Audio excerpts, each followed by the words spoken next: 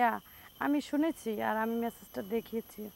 আর এইটার জন্য আমি একটু আসসালামু আলাইকুম। ওয়ালাইকুম সালাম। আপনাকে বাড়িতে খুঁজে আসলাম, পাইলাম না। পরে তো যাওয়ার সময় দেখলাম আপনি এই জায়গায় দাঁড়িয়ে আছেন।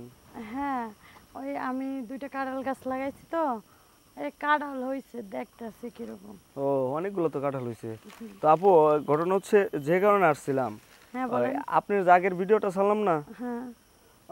ওই ভিডিওটা দেখা সৌদি আরব প্রবাসী এক ভাই আমাদের মেসেজ করছিল। হুম। যে মেসেজে লেখা হয়েছে যে ভাইয়া, যদি ওই মেয়েটি 5 ওয়াক্ত নামাজ পড়ে এবং কোরআন শরীফ পড়ে, তাকে আমি বিয়ে করতে রাজি আছি। হ্যাঁ ভাইয়া, আমি শুনেছি আর আমি মেসেজটা দেখিয়েছি। আর এইটার জন্য আমি একটু নিজেকে একটু বদলাইতে আছি। 5 ওয়াক্ত নামাজ পড়তে আছি, কোরআন শরীফ পড়তে আছি। তো আপু, আপনি ওই ভাইটাকে কি দেখছেন, ছবি দেখছেন? হ্যাঁ, ছবি দেখছি। যা হোক, ছবি যেহেতু দেখছেন, আপনি কি পছন্দ হয়েছে? পছন্দ হয়েছে, কিন্তু নামাজ রোজা করি ভালো করে, তারপরে ডিসিশন। ও, তার মানে আপনি চাচ্ছেন যে ওর মনের মতো হইয়া ওই, রাজি হইতে। হ্যাঁ।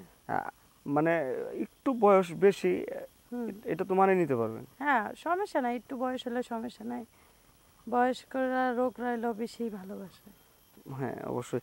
আর ঘটনা হচ্ছে এই, তাহলে উনি বলছে যে যদি আপনি জানান, আপনি যদি সহমত দেন, তাহলে উনি দেশে আসবে।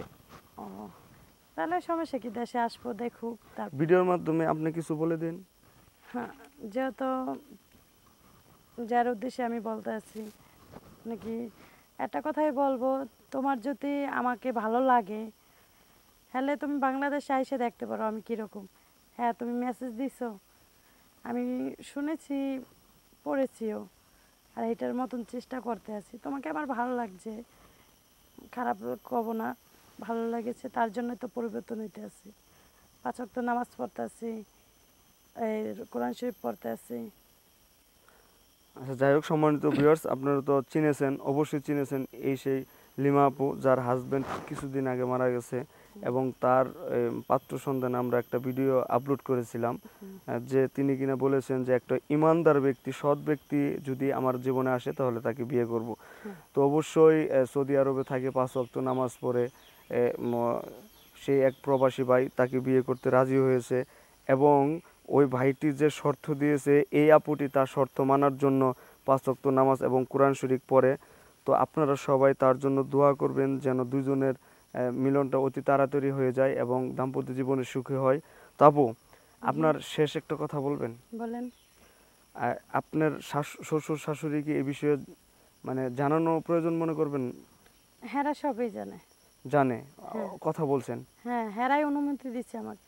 আপনার দেবরের কি অবস্থা? আপনি দেবর কিছু বললো না? দেবর কিছু বলে নাই, মানে কি, দেবর বলছে দেখো ভাবি, তোমার যেটা ভালো মনে হয় এটা করো। আপনি দেবরকে কিছু বলেন নাই? হ্যাঁ, দেবর তো আমি বললামই তো, আমার ছোট ভাইয়ের মতন, এখন হ্যাঁকে কিভাবে বিয়ে করা যায়। আচ্ছা, ঠিক আছে আপু। তো ওই ভাইয়াটি, আপনি নামাজ রোজা করতে থাকেন, ভাইয়ের সাথে কথা বলেন, দেখবেন আপনার মন এমনিতেই ভালো লাগবে। তা আপু, আসি তাহলে আজকে। আচ্ছা। আসসালামু আলাইকুম। ওয়ালাইকুম।